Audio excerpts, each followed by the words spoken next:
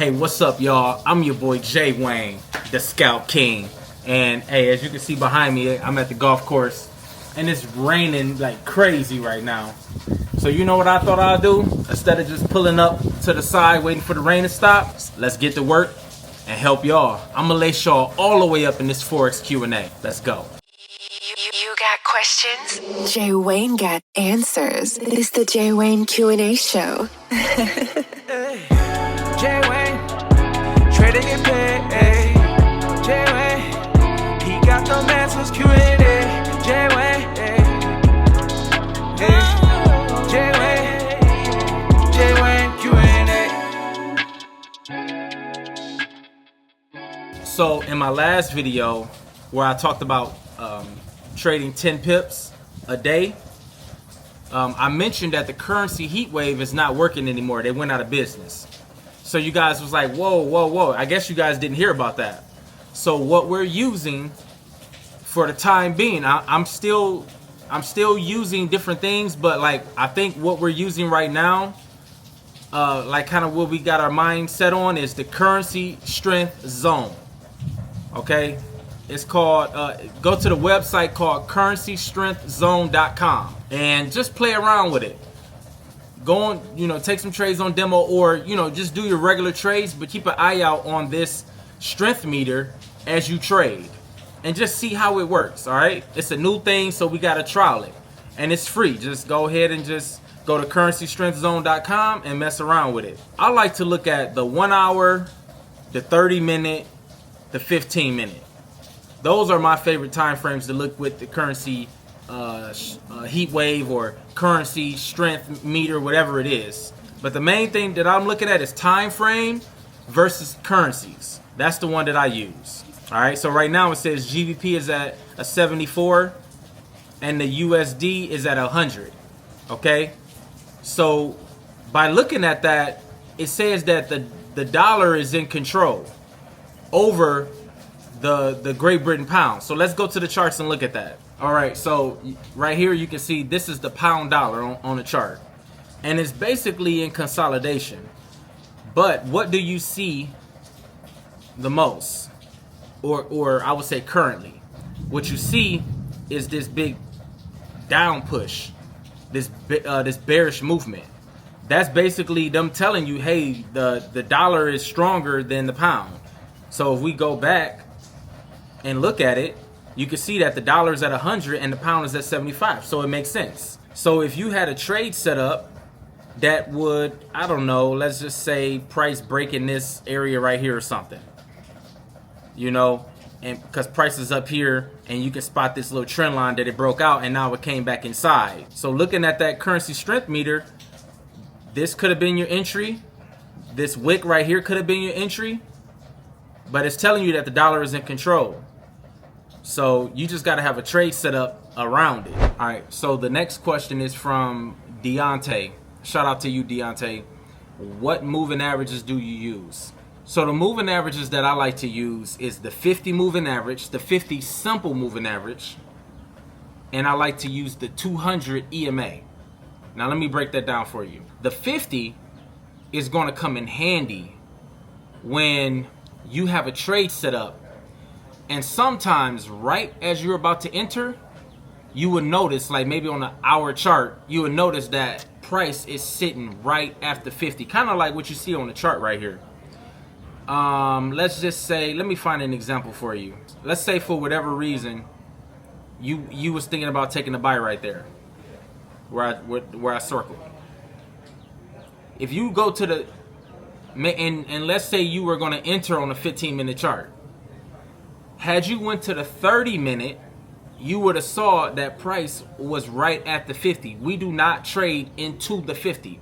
Well, there's a caveat to that, because sometimes it makes sense to do it, but for the most part, 80% of the time, we do not trade into the 50. We do not buy into the 50. We do not take a sell when 50 is right there at the bottom. We don't sell into the 50.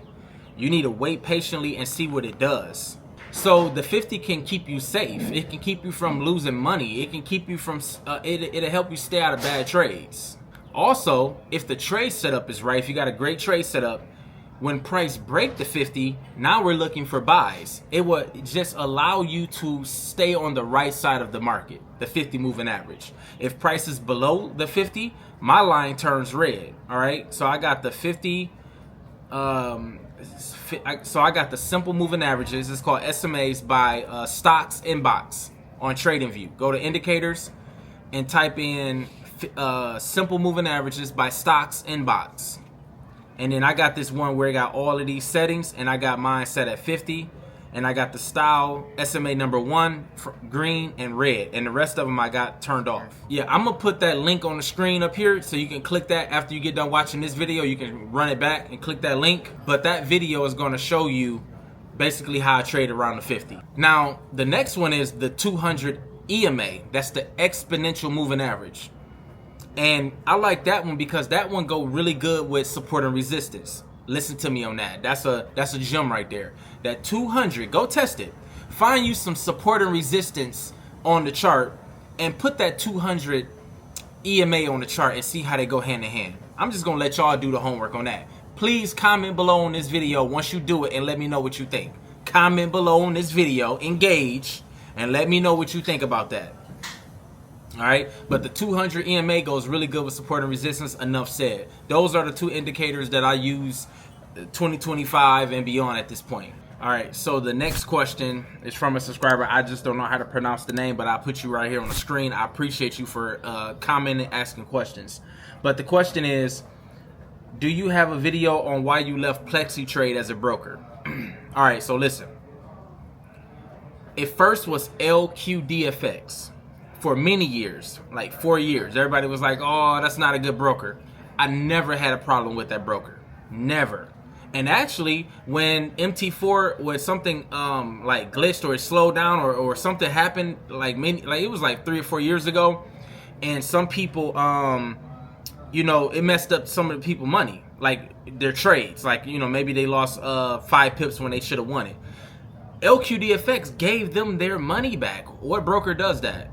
LQDFX merged with Plexi Trade. They merged together, and Plexi Trade is getting their licensing, which is great. So that's why. So then they're no longer accepting U.S. clients. So they instead of just leaving us U.S. traders in the dark, abandoning us, they came with a sister company called TradeSmart that will accept U.S. clients. All right, so and they're all together. All LQDFX, Plexi Trade, TradeSmart is all the same company. So I just want you to know that.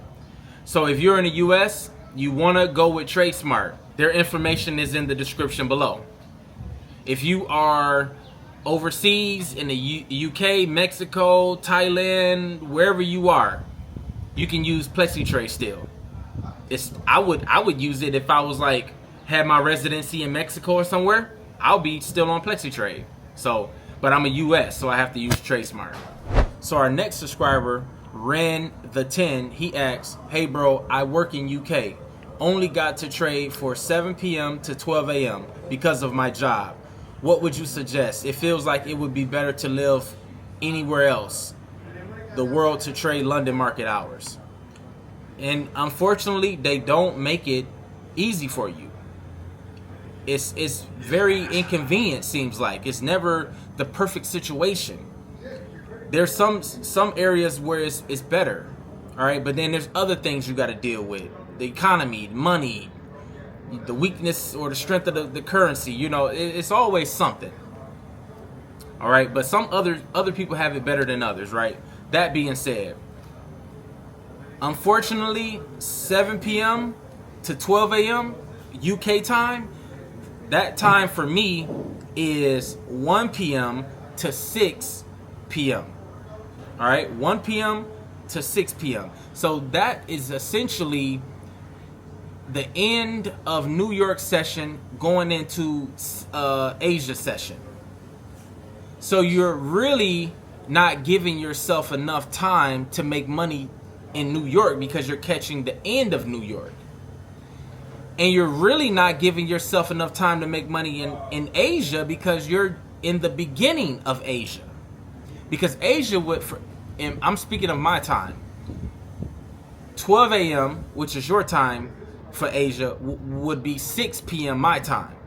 You need to give yourself 6, 7, 8, 9, at least 3 to 4 hours. So 12, 1, 2, 3. You need to be able to do 12 to 3 a.m. But you can't.